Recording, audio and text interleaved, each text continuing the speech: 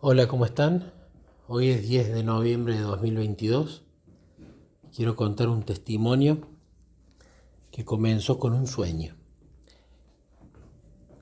A mí no me gusta cuando se le cierran puertas a Dios diciendo, Él se comunica de esta forma y de esta forma no, ¿no? Conozco mucha gente que piensa que Dios únicamente se comunica a través de la Biblia y solo la Biblia. Pero tenemos textos como por ejemplo El Camino a Cristo, página 92, donde nos dice que Dios nos habla a través de la naturaleza, la revelación, la providencia y la influencia de su espíritu. Y a lo largo de toda la historia, Dios ha hablado de múltiples maneras, no solamente de una, y no solamente a través de un texto.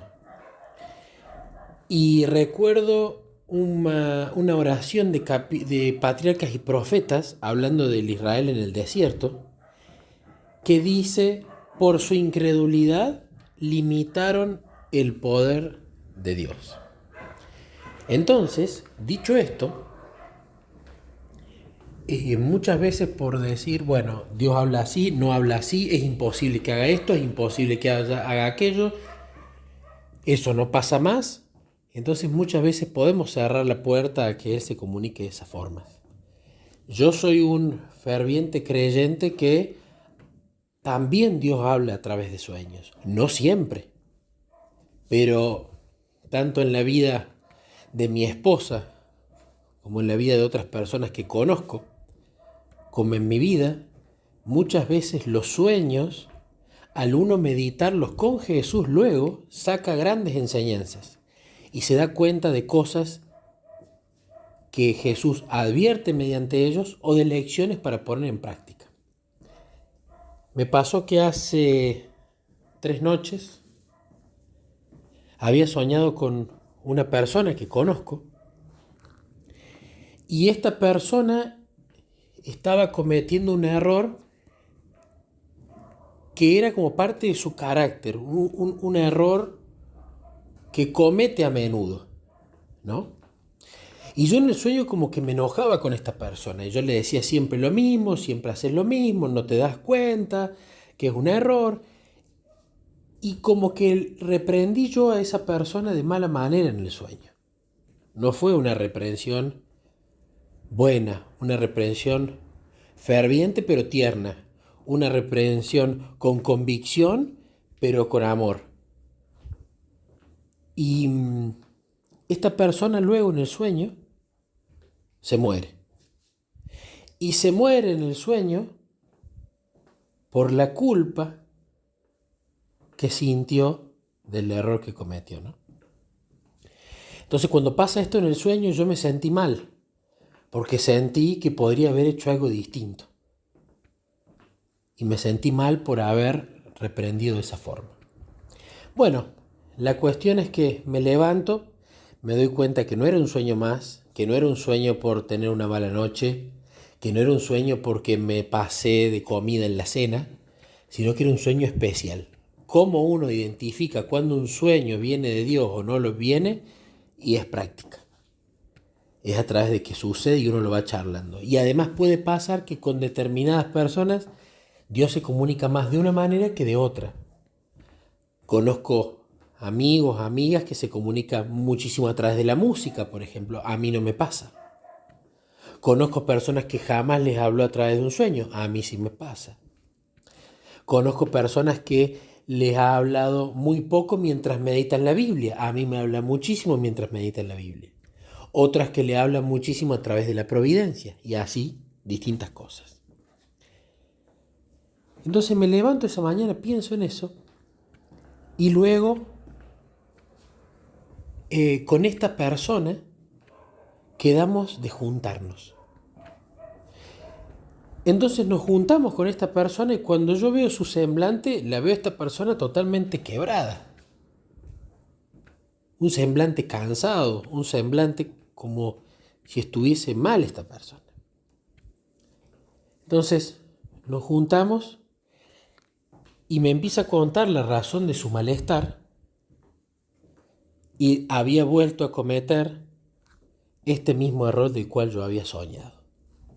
Entonces cuando empezó la charla, ya Jesús empezaba a recordarme. Acordate del sueño. Acordate lo que te enseñé en el sueño. Acordate lo que vos hiciste en el sueño. Entonces, como si fuera un déjà vu, empezó una situación en la cual esta persona me contaba sobre la repetición de ese error. Y llegaba el momento donde yo tenía que hablar. Entonces, hablaba con Jesús en mi mente, entendiendo con amor, con suavidad, para querer ayudarla, no para querer patearla en el piso a la persona. Entonces, empecé a cuidar mi lengua, a usar las oraciones lo más tiernas posible para quien tenía enfrente no se lo tomara mal, ¿no? Siempre orando y hablando, orando y hablando. Y esta persona empezó a reconocer su error. Estaba esta persona con arrepentimiento por ese error. Le había pedido perdón a quien le había ocasionado el daño, a pesar que la otra parte no perdonó.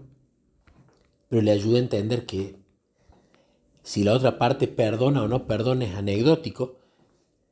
También esta persona había tenido arrepentimiento con Dios, había hablado con Dios y pedido perdón.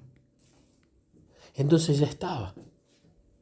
Entonces le expliqué, si estás arrepentido, si ya pediste disculpas a las dos partes, a Dios y al ser humano, si lamentas realmente el pecado, bueno, ya está, ya pasó. Y en un momento viene la segunda parte del sueño, ¿no?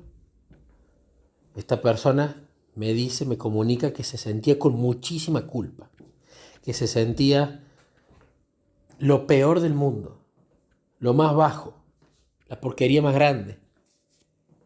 Y ahí le expliqué justamente que ese era el enemigo, que ese no era Dios, que ese era Satanás que quería que se sintiera de esa forma.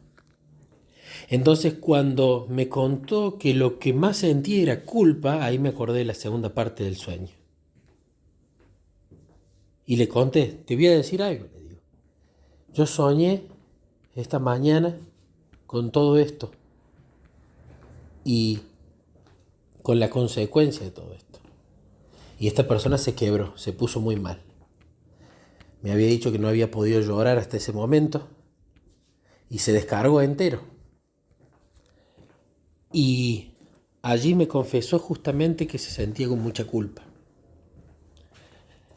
Continuamos hablando, se empezó a sentir mejor, empezó a entender de que ya había hecho su parte, pero que culpa no tenía que sentir. Y luego cuando nos despedimos, la verdad que su semblante había cambiado completamente y me agradeció muchísimo por habernos juntado, ¿no? Entonces cuento este testimonio, por supuesto, para la gloria de Dios. Segundo, porque creo fervientemente que Él se comunica a través de sueños. Este testimonio es un testimonio irrefutable sobre eso. Creo que es bueno que no nos vayamos a un extremo de siempre habla por sueños o nunca habla por sueños, porque vamos a estar equivocados, como cuando decimos siempre habla por la Biblia, nunca habla por la Biblia, siempre habla por impresiones en la mente, nunca habla por impresiones en la mente. Nos vamos a los extremos, y ambos extremos son extremos que no son ciertos. Otro punto importante, creo yo, es poder estar vigilantes para cuando se suscitan estas situaciones en el día, poder prestarle oído a alguien que está mal para que se descargue y orar y pensar cada frase y cada palabra que le decimos, porque puede ser para salvación o para condenación. ¿En qué sentido de condenación? Nosotros no decidimos quién se salva o quién no se salva, pero podemos, sin darnos cuenta, a esta persona que está caída y que está yendo más para abajo, dar un empujón más grande todavía para abajo, ¿no? Entonces tenemos que tener cuidado con el uso de nuestra lengua y con las palabras que vamos a usar, que lo más apropiado es pedir al Espíritu Santo para que Él las guíe y no nosotros.